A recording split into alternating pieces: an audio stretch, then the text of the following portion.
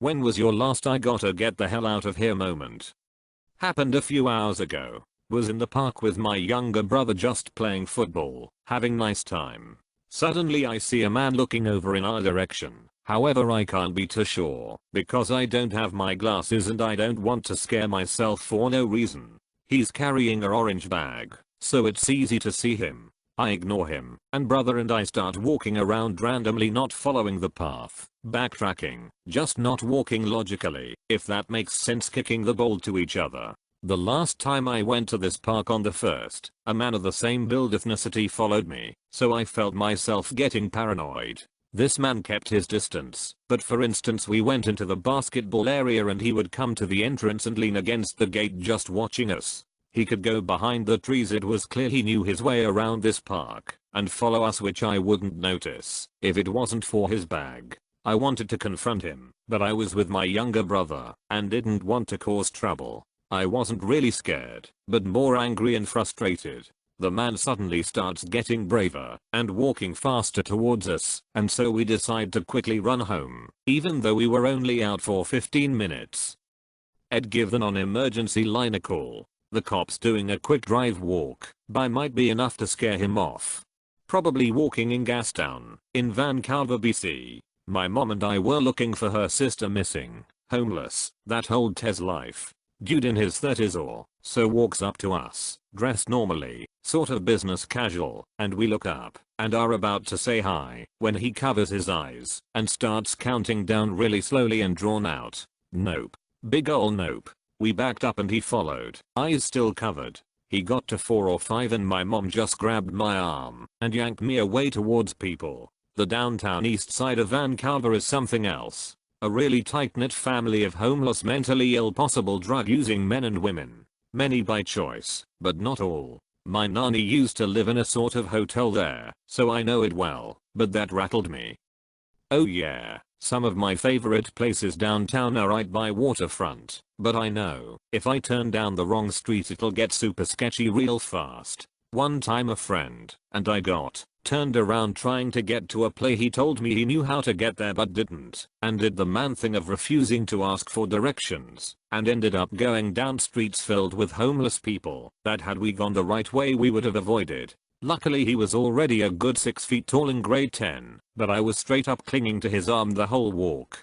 I gave my ex a ride to his court hearing for hitting my daughter. I pointed out to him inside that there was a sign that said no cell phones, and that I would run our phones out to the car and she right back. I felt like my heart was going to break my sternum, and I had tunnel vision as I called my sister and told her I needed her and her husband to come with their pickup truck to my house right now, because I had a small window to get as much of my daughter's and my possessions out of my house before he was released from court. Just as we were wrapping up I saw him running down the street like Usain Bolt right for me. I yelled for them to drop what they had and get in the truck and go. Just as I close my car door he runs up and tries to smash it open. I fumbled with my keys to get the engine started.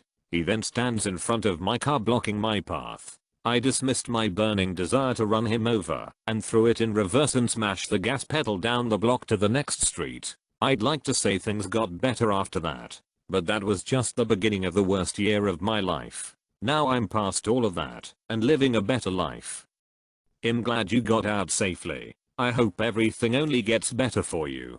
I told this once before, but when I was about 8 years old, I was in the car with my parents. They were arguing, which they did a lot, but being trapped in that metal box with both of them screaming back and forth became too much. We stopped at a red light and I unbuckled my seatbelt and got out of the car and started running. My mom, who was in the passenger seat, ran out after me, and after he pulled over the car my dad did as well. They caught up to me and their attitudes completely changed. They promised they wouldn't fight again, a promise they broke time and time again until their divorce, but they never did it again in the car. Good for little you. I will never understand how two grown adults fail to understand the impact of their shittiness to each other in relation to their children. It's gut-wrenching for a child. It's even worse when they had it done to them as a kid and fail to understand the chain impact. High five, 8-year-old you. Maybe it's not that they fail to understand. Maybe it's that they fail to care. About 2 years ago, being a teenager unable to get a car, I rode my bike everywhere around town. This particular day, I was going around the pond and stopped to change my music to my secondary playlist. Around then, I hear the guy I stopped close to telling me I had a nice bike.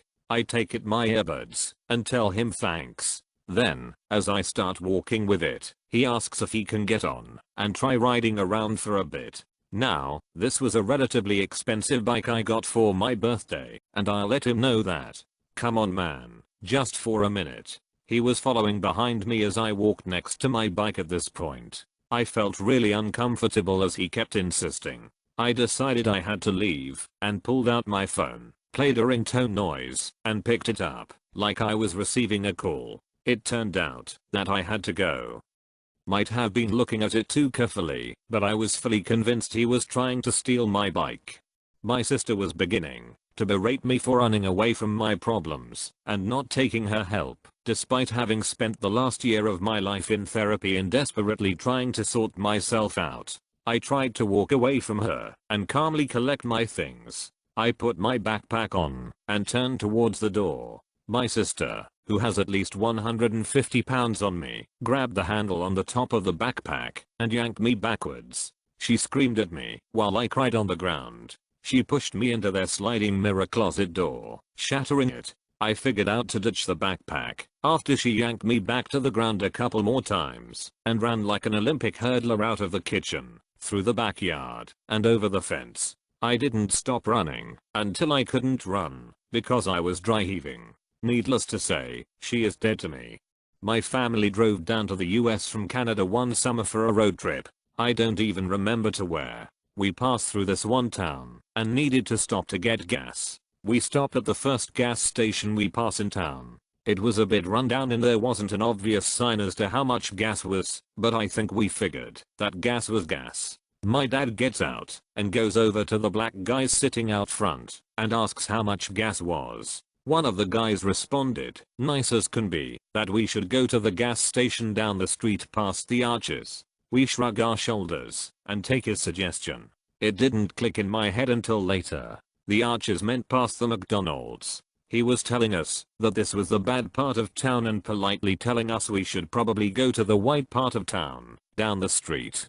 A bit of backstory, a friend of mine borrowed a few hundreds from me. After a month, she asked me to meet her at the ATM. I thought she wanted to pay me there and then. Instead, she asked me to get inside of her car, which I did, because it didn't seem shady at first, and she was a close friend. During the ride, she said she wanted to bring me into a meeting and pay me there. I quickly surmised that it was probably MLM and the money borrowed was her capital and her act of paying me was for the audience, and she was probably intending to recruit me. After the car stopped, I noped out and walked back 3 km to my uni. She tried to take you to a secondary location. Thought this was headed down an entirely different winter's bone kinda path. Woo. Was in New Orleans interviewing for a job that required driving a company vehicle 10 hours a day that had valuable specialty equipment. Interview is going great, and we get to the part about pay. Guy goes, we can offer you 10 an hour. A big smile came over my face and I leaned over to shake his hand. He thought I was agreeing. I was telling him bye. Popers pays around 15 an hour here. Fast forward 3 months. That guy can't figure out why every driver he hires steals the equipment. Meanwhile, all the Popers workers look familiar, and he thinks he's losing his mind. He was in a church's chicken the entire time. What were they thinking? No way any half-sensible person will take that 10 an hour salary. Panic attack at work. No apparent trigger, just a wave of I do not want to be here in this state. I didn't expect this to be as popular as it was, but I appreciate the support and the sharing of your own stories. I've read them all, even I don't comment on all of them. Panic attacks are so freaking rude. I had my first ever panic attack, so bad I had to go to the when I was with my twin brother at Starbucks. Twin bro and coffee are some of my favorite things. And yet I was just like, nope. Something terrible is happening. I can't breathe, and my hands and feet don't work. Caffeine is basically the drug form of a panic attack. All stimulants are. I've had to completely cut it out of my life. Was studying in Japan last summer and got back to Tokyo Station late from a concert past 1 AM when trains end service because of an earthquake. So here I'm walking around the neighborhood, miles away from my dorm when at least 3 separate women approach me one after another asking if I want a massage. Pretending not to speak Japanese didn't work since they knew enough English to pull in foreigners. After the last one wouldn't stop following me and even entered a stairwell with me, I decided to walk to the next station over and find any kind of lodging I could. I will note however, even while walking a mile to the next station at 2 AM I did not feel unsafe once, aside from the hookers trying to talk to me. My husband came home from a business trip early yesterday and failed to mention it to me. I heard someone jiggling the door knob and sprinted out the back door, not getting murdered in my own house. I nearly killed my partner a few years ago for doing this. He came home a full 2 days early from a work trip across the country and got in the door at 1 AM. Well, me and the dog no doubt heard the garage door going up, and I have a half wall near the stairs in the upstairs hallway that gives me a good sight on the stairs, so that's where he found me hiding with a gun and the dog. In the era of texting, I find it interesting some people still don't send a heads up message about major changes in travel plans. Going through one now. Where I work, changes in management are fairly common, and we are in the middle of another one. Usually it's just a shuffle from one area to another, adjust, move on. This time I don't think it's going to end well for me. Why is it different this time? Mostly gut feeling, which has been accurate in the past. On the concrete side, my group branch division won a few awards this year and has had generally solid performance. Yet our lead just got fired and my direct boss got passed over as interim lead in favor of a much less experienced person. None of it feels like business as usual, and that's got my gut saying run before they get you too. When my manager told me, sometimes you need to make a choice between your health and your job. To be fair, my current awesome boss told me that, the difference being that he was trying to convince me to take more time off to heal from surgery. It's all in the emphasis, I guess. My boss drove me to get an angiogram and picked me up. When he found out I passed he said, "See you Monday." I told him I needed a minute. Came back a week later and he was bragging to everyone how I returned to work so fast from heart surgery to the other leaders. Some bosses are better than others. So wait, he gave you a week off? Because that's pretty awesome.